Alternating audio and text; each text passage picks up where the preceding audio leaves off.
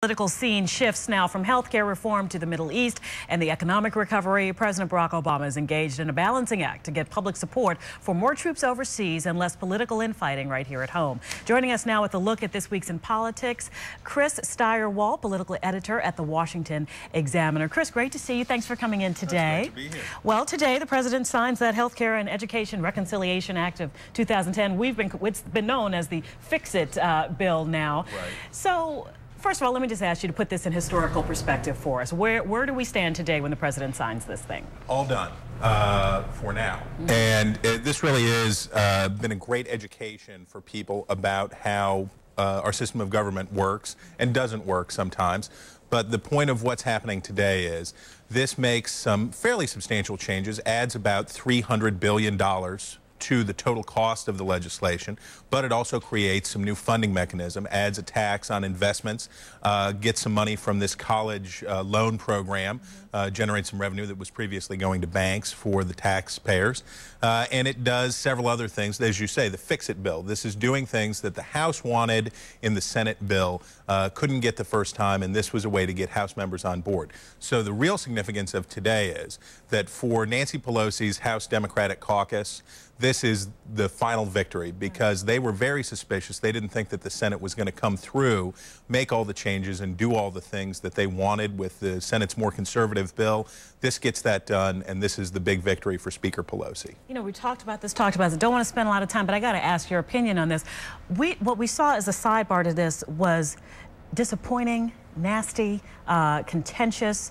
How do you think history is going to look back on this chapter, this opposition that was so heated, and then for what appears to be a bill that tries to insure those who are uninsured? How will history play this thing out? Well, you know, this is something very different, and as Americans, we have to get used to, and really this, in the past decade, since 9/11, this has been an era that's different.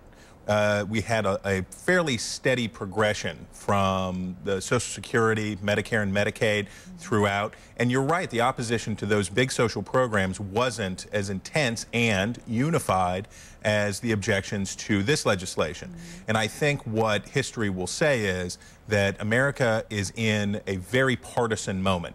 The divisions are deep, and part of the reason for, you know, it's two sides. One, people are very frightened about government spending and all of these other things that we hear from the Tea Partiers and these other folks. But on the other side, no one's ever tried to do it exactly this way, which is only Democratic votes or only Republican votes on an initiative of this size. No one's ever tried to do it before. And what the president's position was, if you won't play ball, we're going to go it alone. And because of the huge victories in 2006 and 2008, the Democrats had a supermajority in both houses of Congress, and they managed to get this done on a party line vote. It'll take time to see whether or not it sticks and whether or not people come to appreciate this as a good thing or whether this is remembered as a deepening division. I find it so interesting. Okay, moving on now to that, and that same sort of partisan strain here. We saw these 15 appointments that the president said the GOP was holding them up, so I went ahead and did it. They're in recess right now. Especially contentious is this Craig Becker to the National Labor Relations Board. But has history shown that this is what this administration is going to have to do, or is this, you know, out of bounds, or this is a foul play by the Democrats? How do you look at this one? Well, both parties, you know, you can always tell who's out of power because they're the ones who are complaining about unconstitutional actions. And when President Bush did things like this, Democrats complained bitterly. When President Clinton did things like this, Republicans complained bitterly. And let me just say, President George W. Bush made in 2 terms more than 170 such appointments, you know, in the cloak of darkness, if you will, and President Clinton made nearly 140. This president is doing nothing new. No, this is not new. The only one of these nominees, in fact, who's even controversial is Craig Becker for the National Labor Relations Board. He had bipartisan opposition in the Senate. Most of these other appointees would have eventually gotten through. This is just a way to get this done and not have to waste a lot of time on it. But Becker is controversial, and there are a lot of members of the Democratic Party who think he's a little bit too extreme on labor issues. But you're right. This is how it goes. And if you're out of power, you don't like it when the other guy flexes the executive muscle. Right. Oh, my time with you is always so fleeting. I want to ask you about Afghanistan. What's next? What's the big headline that's next? Is it this troop surge over the summer? Well, I think we're going to have to continue to see how this goes. We're going to see casualties go up, unfortunately, and the president's trying to brace the American people for bad news out of Afghanistan.